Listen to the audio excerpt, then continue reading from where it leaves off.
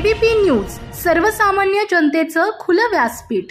नांदेडचे विद्यमान खासदार वसंतराव चव्हाण यांचे जाणे अत्यंत दुःखद आहे। वसंतराव चव्हाण यांचे घराणेच राजकीय घराणे होते। त्यांचे वडिलांनी देखील लोकप्रतिनिधी म्हणून काम केले होते। अतिशय साधे, मनमिळावू अशा प्रकारचे त्यांचे व्यक्तिमत्व होते। पुण्यात पोलीस अधिकाऱ्यांवर झालेला हल्ला दुर्दैवी।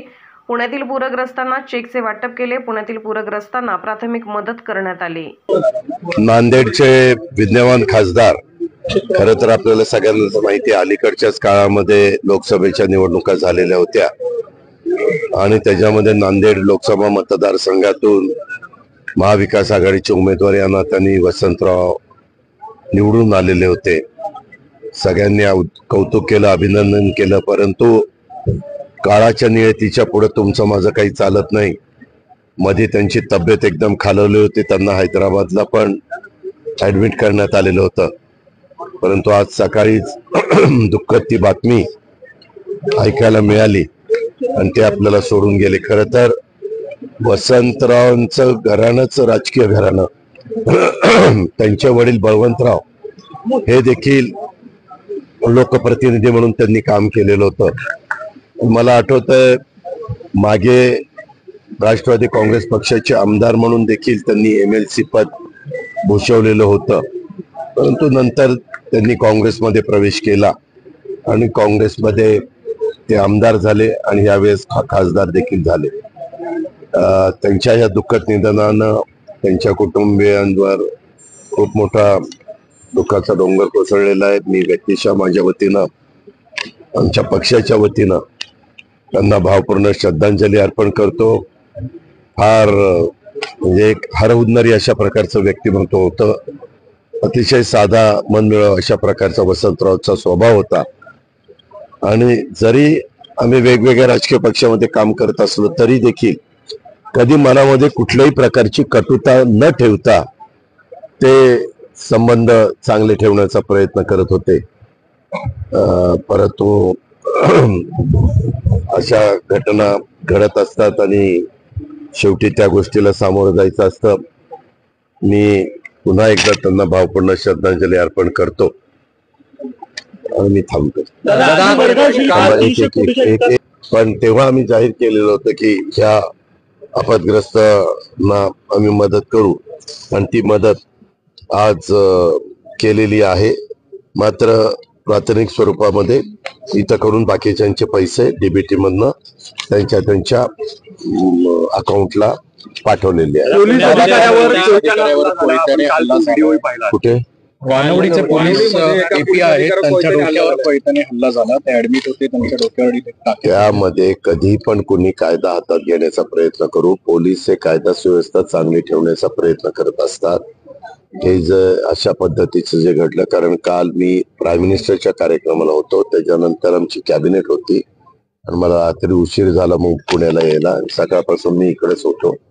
परंतु ही जी घटना आहे ती अतिशय दुर्दैवी आहे। त्याच्यात ज्यांनी कोणी हे कृत्य केलेलं असेल त्याला कुठल्याही प्रकारे कडक मधले कडक कारवाई त्या ठिकाणी केली जाईल। अजिबात त्याची हायगाई केली जाणार नाही, कारण पोलिसांचा आदरयुक्त दबदबा समाजामध्ये असला पाहिजे आणि जे विकृत लोक आहेत, जे गुंड प्रवृत्तीचे लोक आहेत, जे समाजामध्ये समाज कंटक म्हणून वावरणारे लोक आहेत, अशांच्यावर कारवाई करणं हे आमच्या पोलीस खात्याच्या अधिकाऱ्यांचं कर्मचाऱ्यांचं कामच आहे।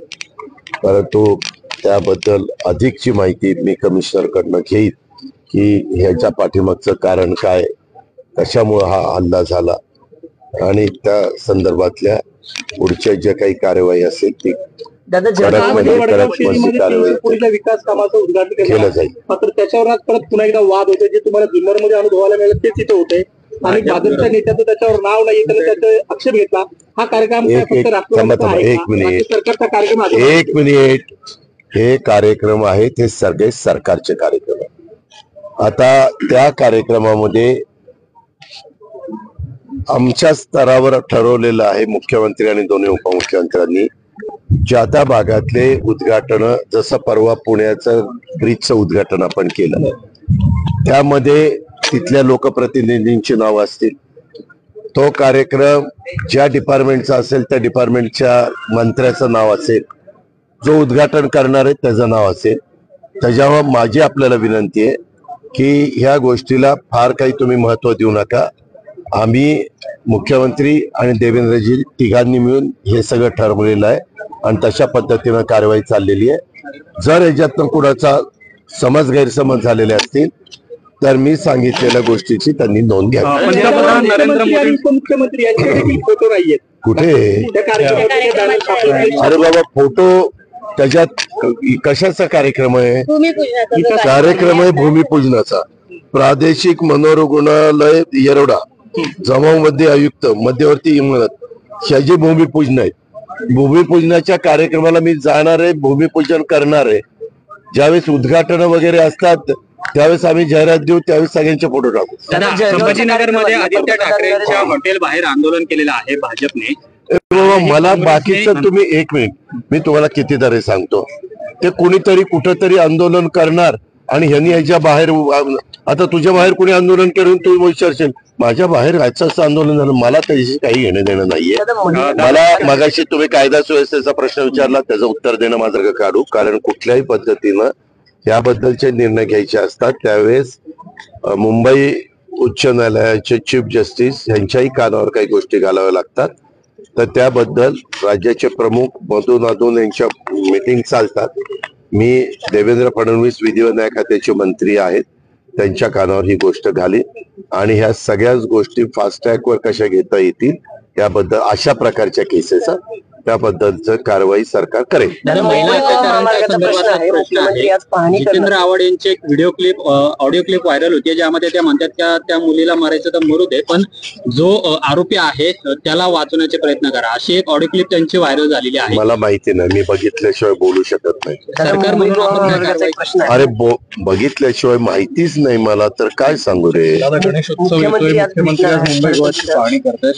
मुख्यमंत्र्यांची कालची परिस्थिती, काल त्यांची तब्येत खराब होते, परंतु आम्ही तर सगळ्यांनी त्यांना विनंती केली होती कॅबिनेट झाल्यानंतर तुम्ही एक दिवस आराम करा. 1-2 दिवस त्यांना व्हायरल इन्फेक्शन झालेलं होतं.